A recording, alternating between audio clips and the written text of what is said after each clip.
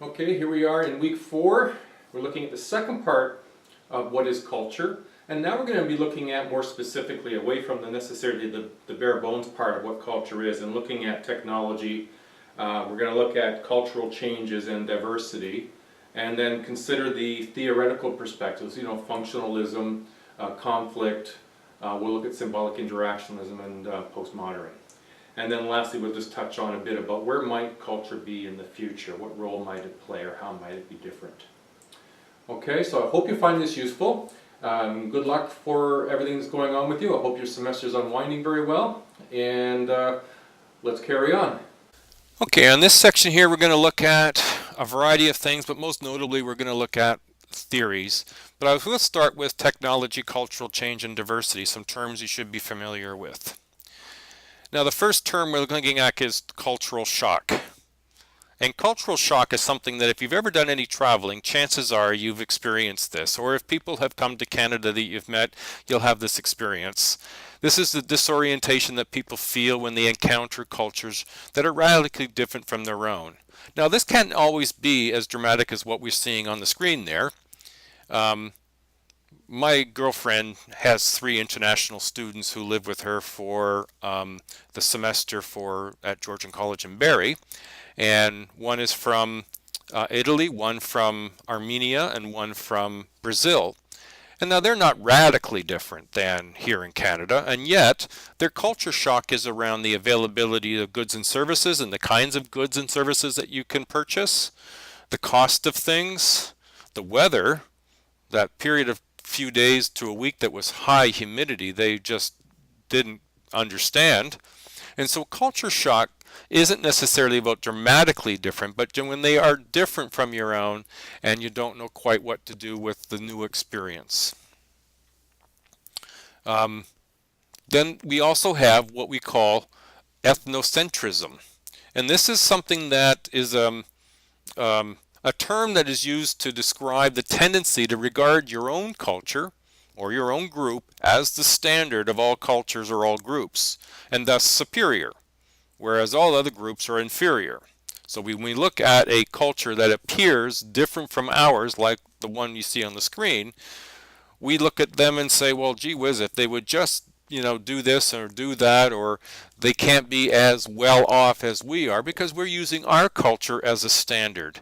We don't view the world from their perspective and the happiness they may have and their ability to cope within the world that they live in. So that being ethnocentrism. Now there's a positive and negative view of what you could use ethnocentrism. If you're singing the school song, a pledge to your flag, or cheering on your team, that's ethnocentristic behavior that's not bad. If you're thinking that your group is superior over another cultural group, that's where you're using ethnocentrism in the negative. Now there is a term that's called cultural relativity. Behaviors and customs of any culture must be viewed and analyzed by that own culture standard. And so for me to understand Leandro's perspective, he's the young student from Brazil. My view of Brazil is of being a sort of an oceanside, you think of Rio, and that's my view of Brazil. But he doesn't live on the ocean. He lives deeper inland and doesn't see the ocean. So his experience of Brazil, which is normal for him, I need to view his experience as a Brazilian more from his perspective because I have a very limited view of what is Brazil. So when we look at ethnocentrism, this comic sort of describes sort of 2 cultures viewing each other by their own standard.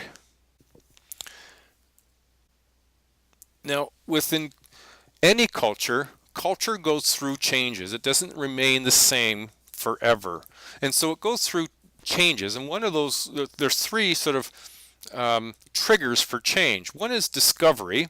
This is something previously unknown or unrecognized, and so vaccines for diseases are sometimes considered discoveries. Now when we heard about the Ebola concern over in Liberia, and when we started to see it grow and grow exponentially, it became a very big concern. Now, normally this takes a long time for a discovery, for a vaccine to occur. But when it started to go more international, then many groups started to work extremely rapidly and developed a vaccine for Ebola. And so that's a discovery of something that was previously unknown or unrecognized and developed. Now, an alternative way to change cultures is through invention. This is where you're reshaping existing cultural ideas into new forms. So when we had the steam engine, it created the opportunity to mechanize factories and create locomotive trains, and then that stimulated the prospect for cars. When we had some of the first computers back in the 1950s, it's even arguable that the first computer goes back even further than that. But we've now got ourselves into all sorts of devices that do so many things that we never thought we could never imagine in the past. And then lastly, we can look at diffusion. Diffusion would be the transmission of cultural items or social practices from one culture to another. McDonald's was a North American-based food industry, and now we find McDonald's everywhere, including like in Japan, or pizza in India. Music is so diverse, it's diffuse. It goes from culture to culture, and it's influencing one another constantly and all the time. Now, cultural diversity is a very important element. It's the wide range of cultural differences that can be found between and within nations. Now, you can have two different kinds of cultural diversity. You have a homogeneous. Sweden is very homogeneous. One language, one ethnicity, and religion, and the like. It's just one of anything. So in Sweden and the Netherlands, it's a lot of not a lot of diverse cultural groups, one sort of strong cultural group. Whereas in Canada, we have a more heterogeneous, many languages, many ethnic groups, and many religions. Canada, over the past 150 years, 13 million people have come to Canada. And so they haven't all come from Anglo-Saxon backgrounds. So it makes us more heterogeneous. Another element that's included in looking at cultures are what we call subcultures and countercultures. Subcultures are groups of people who share a distinctive set of cultural beliefs and behaviors that differ from the main larger culture in some significant ways. Now, the example you see here are Mennonites and Hutterites. These people live their life in Canada by a lot of other Canadian standards, but they have some distinct differences in the way that they do things. The subculture of the Hutterites, they're able to keep their culture while adopting to technology and modern agriculture. Now, countercultures, this is a group that strongly rejects dominant society values and norms and seeks an alternative lifestyle. Back in the 50s, that was the beatniks. In the 60s, it was the hippies. And we see neo-Nazi skinheads as being an example, Al-Qaeda groups as being an example of countercultures. So these exist within every culture. It's not just sort of an example that fits within our own. Okay, let's look at some of the theories of how the theorists look at culture. We'll start with functionalists. The structural functionalists look at the significant part that values and norms play in terms of how the values and norms, can be the glue that holds society together. Cultures function to meet people's needs. Now, what is meant by this is we have biological and physical needs that can be met through our culture, food, procreation. We also have instrumental needs. These would be, instrumental needs would be things like laws, education. And then there'd be integrative needs, and culture contributes to our integrative needs by providing opportunities for religious expression, art expression, and one of the things that structural functionalists also include in a variety of elements of their theories is the concept of dysfunction. That discord, violence in media and the like may promote antisocial behavior. And so this kind of keeps the growth, if you will, or the development of culture as an ongoing and ever-changing kind of an experience. Now with conflict theory, we see the main perspective as being the assumption that social life is a continuous struggle in which members of powerful groups seek to control the scarce resources. These ideas came from Karl Marx. Values and norms help create and sustain the privileged positions in society and excluding all others. Mass media conglomerates such as AOL, Time Warner, Disney, and Viacom create popular culture through films, shows, and amusement parks about what we're supposed to desire and how we're supposed to value things and what things we should be buying and purchasing. They function to promote the increased consumption of commodities that people believe they need. Now, by way of an example, I'm going to show you something kind of on the quick here. Okay, this is Unilever's website. Now, Unilever has a lot of products. These are only seeing a few of them here. But two in particular I want to draw your attention to. Dove. So they are promoters of the Dove campaign for beauty.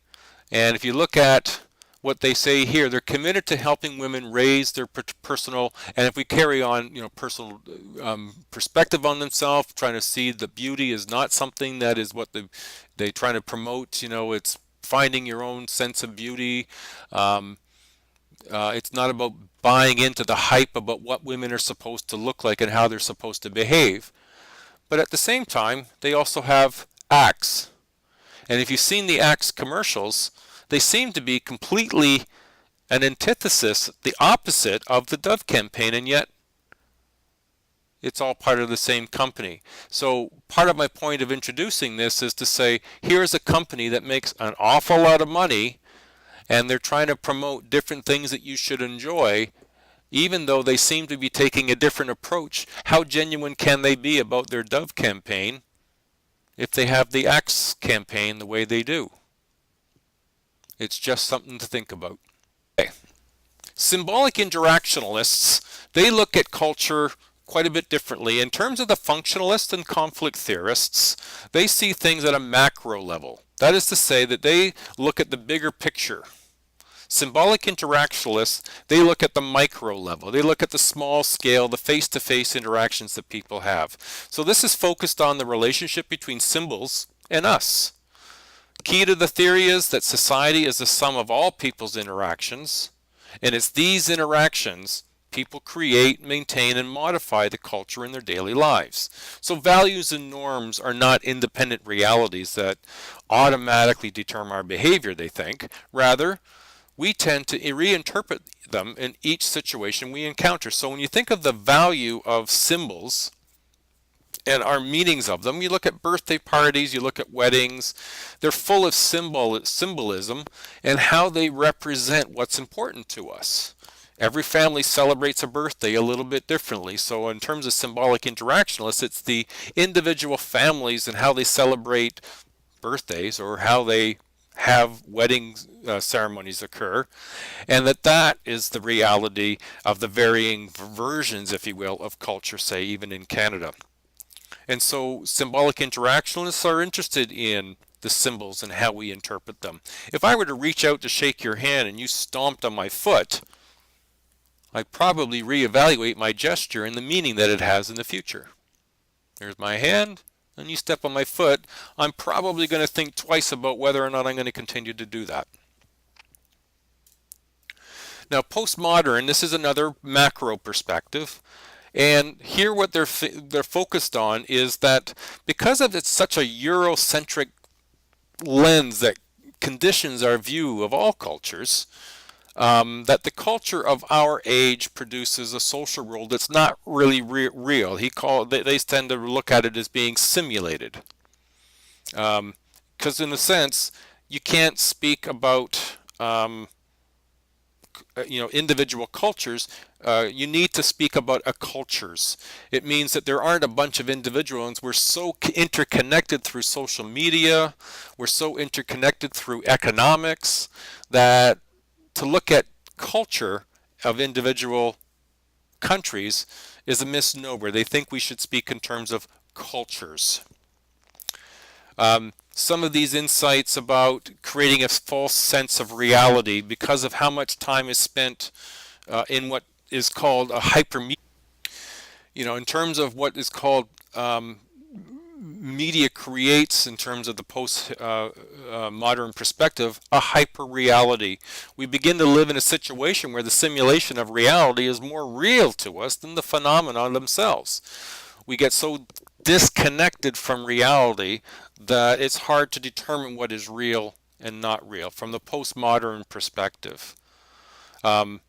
Some of their examples would include the Disney theme parks, where we become survivors of over major obstacles, or we have an appearance of power, but we really don't have any, and we live for a few moments without fear of crime and violence. It's a very protected reality from postmodern perspective.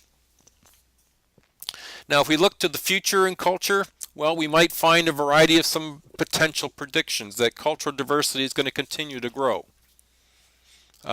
Technology, especially television, radio, videos, media, will have a continued and profound effect on our culture. Do we have a cultural freedom, or is it symbolic? And most of the world's people, however, are going to be able to participate in this technology. Will there be concern with the basic subsistence? It's hard to determine where culture will be and where culture will go.